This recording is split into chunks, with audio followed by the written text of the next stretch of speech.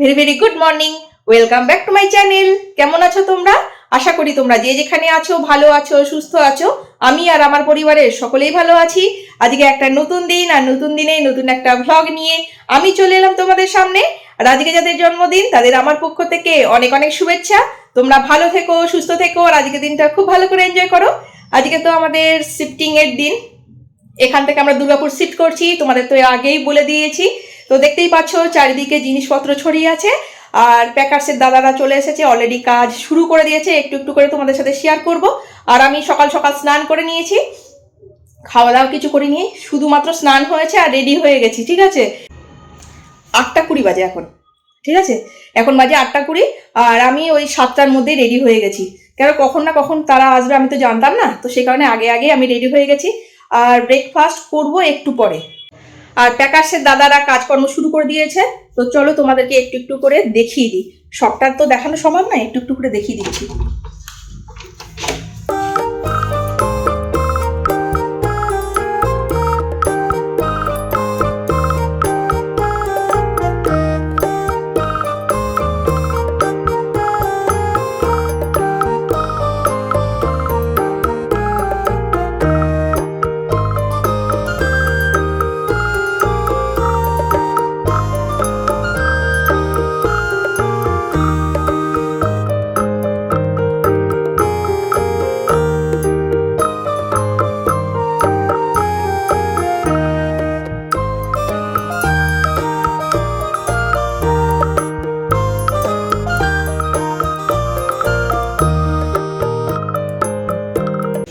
এখন শোকেসের জিনিসগুলো প্যাকিং হচ্ছে।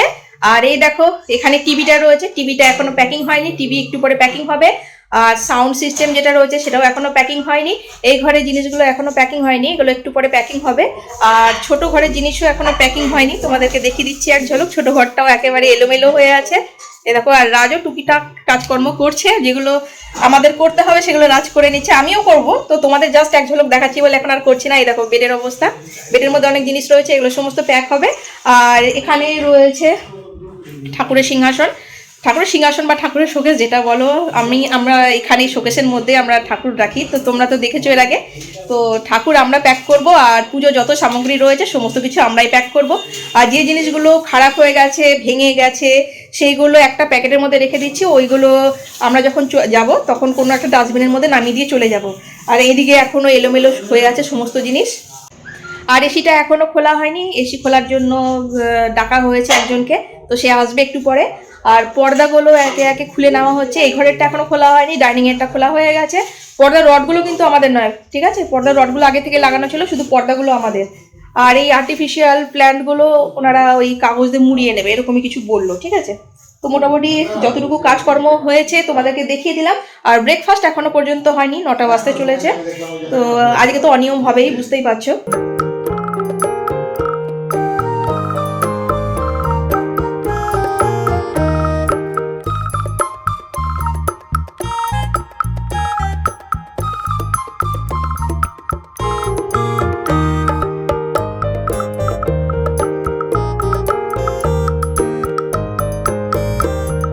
খুব খিদে পেয়ে গেছে, তো এখন একটা চকো পাই নিয়ে চলে এলাম। এই চকো পাই খাই এখন, আর অন্য কিছু তো এখন খেতে পারবো না। আর রাজ এখন ঘরে টুকটাক কাজকর্মগুলো করছে, মানে প্যাকিং এরই কাজকর্ম যেগুলো আমরা করব বলে রেখেছিলাম, তো সেগুলো রাজ করছে, আমিও খানিকটা করেছি। আর প্যাকার্সের দাদারা তো বড় বড় প্যাকিংগুলো তারা করেই দিচ্ছে। আর কাঁচের জিনিসগুলো খুব ভালো করে প্যাকিং করেছে।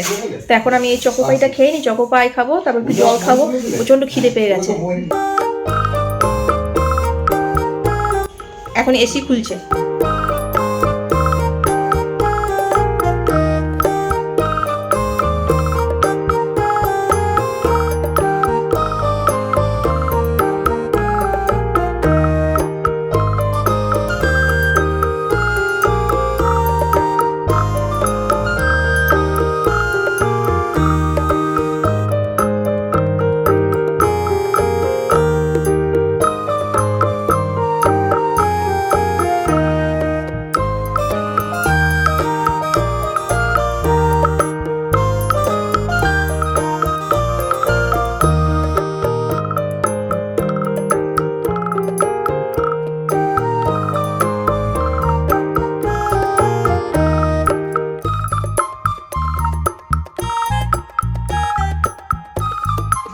প্যাকার্সের দাদারা সবাই এখন ব্রেকফাস্ট করতে গেল।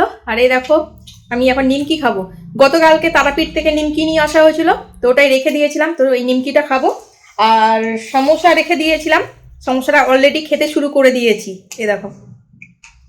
তো এই খেয়েই আজকে ব্রেকফাস্ট সম্পূর্ণ হবে। আর দুপুরে ইচ্ছা আছে আজকে রাইস খাবো ওই হোটেলে, এই ব্যাপার।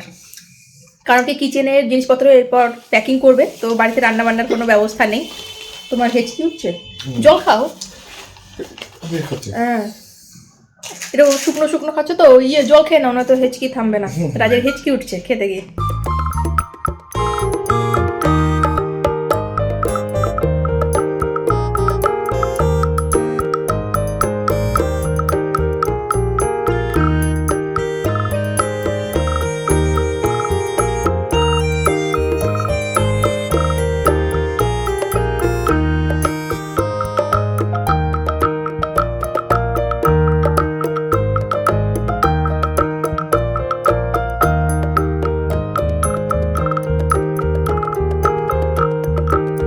ঠাকুর আর পুজোর সামগ্রী প্যাক করার জন্য দেখো এখানে একটা কার্টুন নিয়ে চলে এসেছি। এর মধ্যে সমস্ত কিছু রাখবো। পুজোর সামগ্রী আমাদের এখানে রয়েছে, এখান থেকে বার করব। আর তোমরা তো দেখেছো আমাদের এখানেই ঠাকুর রাখা থাকে, তো সমস্ত ঠাকুর ভালো করে পেপার দিয়ে মুড়িয়ে মুড়িয়ে এখানে রাখা হবে। আর শ্রী গণেশকে কিন্তু প্যাক করা হবে না, শ্রী গণেশকে আমরা আমাদের সাথে গাড়ি করে নিয়ে যাব।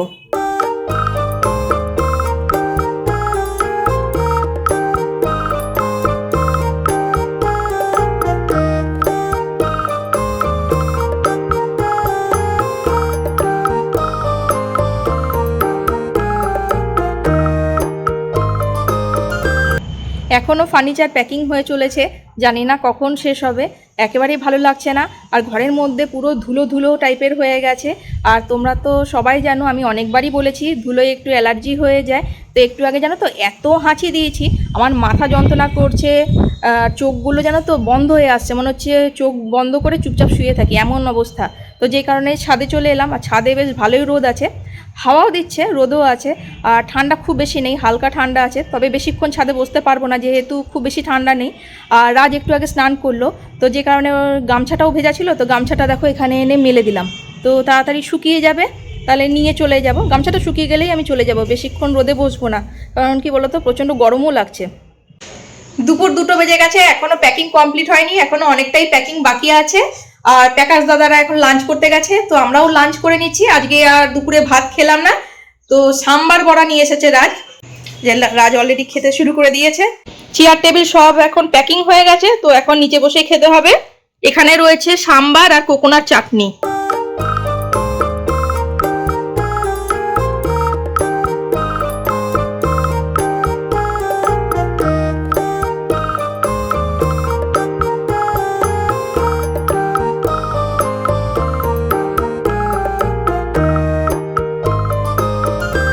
দেখতে দেখতে সেই সন্ধেই হয়ে গেল।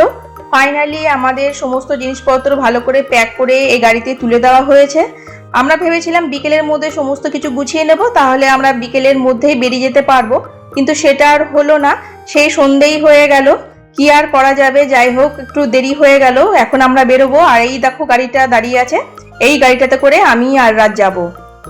আর এই গাড়িতে পুজোর সামগ্রী যেগুলো আমরা গুছিয়েছিলাম, তো সেটারই কার্টুনটা দেখো ডিকির মধ্যে রেখে দিচ্ছে। আর আমাদের কিছু জামা কাপড় ট্রলি ব্যাগে নিয়েছি, তো সেই ট্রলি ব্যাগটাও রাখা হয়েছে। তো এই জিনিসই যাচ্ছে এই গাড়িতে, আর বাকি সমস্ত জিনিস আমাদের ওই সামনের গাড়িটাতে রাখা আছে। আর এই দেখো শ্রী গণেশকে আমাদের গাড়িতে সামনের সিটে বসিয়ে ভালো করে সিট বেল্ট বেঁধে দিচ্ছে, যাতে কোনোভাবে জার্কিং হলে পড়ে না যায়। আর জানো তো, আমরা যখনই যে কোনো জায়গাতে শিফটিং করি না কেন, আমাদের গাড়িতে সবসময় শ্রী গণেশকে সামনের সিটে এইভাবে বসিয়ে নিয়ে যাওয়া হয়।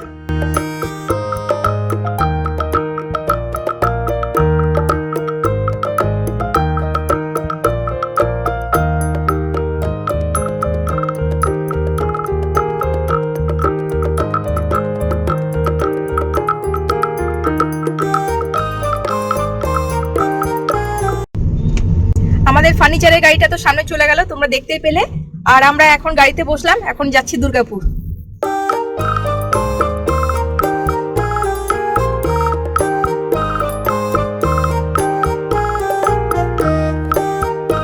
সারাদিন তেমন কোনো ভারী খাবার খাওয়া হয়নি, তো যে কারণে সন্ধ্যেবেলায় খুব খিদে পেয়ে গেছে।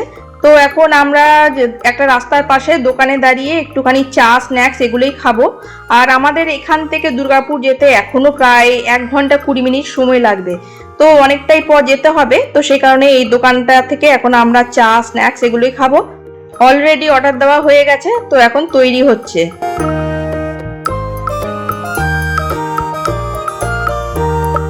ফাইনালি আমাদের টেবিলে চলে এসেছে চপ, পেঁয়াজি আর চা। দুজনে একই জিনিসই নিয়েছি। এখানে জানো তো অনেক ধরনের চপ পাওয়া যাচ্ছে, বেগুনিও পাওয়া যাচ্ছে, তো আমরা নিয়েছি আলুর চপ।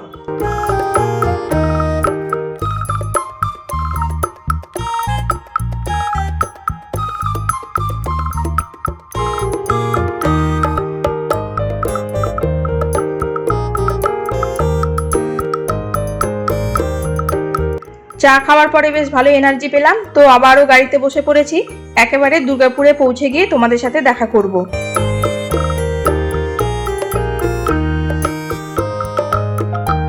কি আর বলবো তোমাদেরকে, এমন দুর্ভোগ হবে আমরা ভাবতেই পারিনি। তো যে কারণে আমরা ফ্ল্যাটে না গিয়ে সোজা চলে এসেছি একটা হোটেলে। এই হোটেলের রুম দেখে নাও, এই রুমটা নেওয়া হয়েছে। আর রাজ একটু বাইরে গেছে, একটা কাজ আছে সেই কারণে বাইরে গেছে।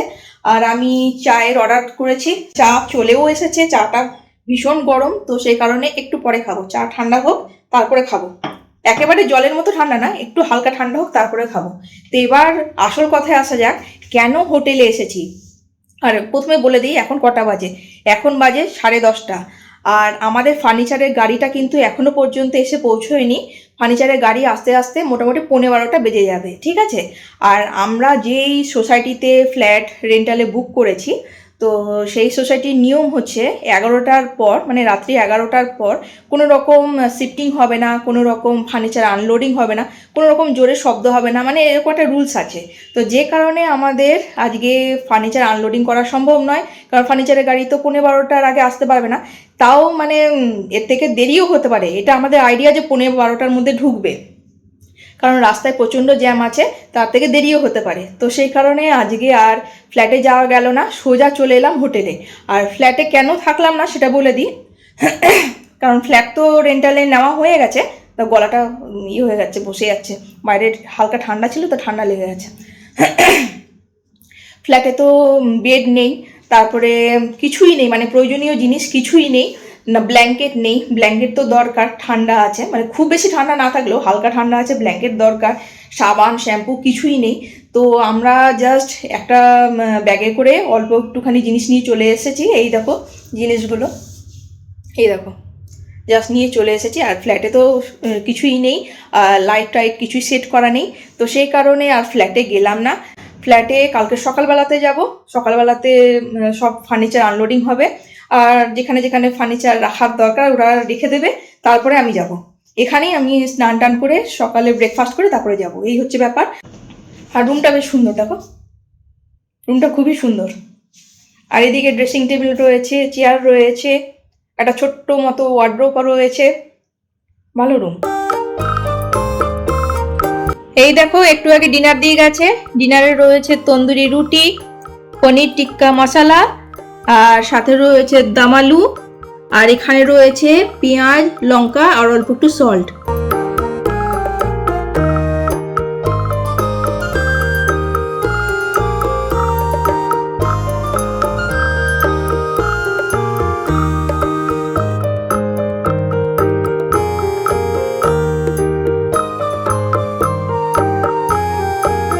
এখন অনেকটাই রাত হয়ে গেছে, এখন ফ্রেশ হয়ে ড্রেস চেঞ্জ করব, তারপরে ঘুমোবো। সেই সকাল থেকে চলছে তো চলছে, আর রেস্ট নেওয়ার সুযোগ পাইনি। এখন ঘুমোবো আর কাল সকালবেলাতে ফ্ল্যাটে যাব। তো এই ব্লগটাকে আমি আর কন্টিনিউ করছি না, এখানেই শেষ করছি। আর এই ব্লগটার কিছু অংশ যদি তোমাদের ভালো লেগে থাকে অবশ্যই একটা লাইক করে দিও, আর অবশ্যই একটা কমেন্ট লিখে জানিও।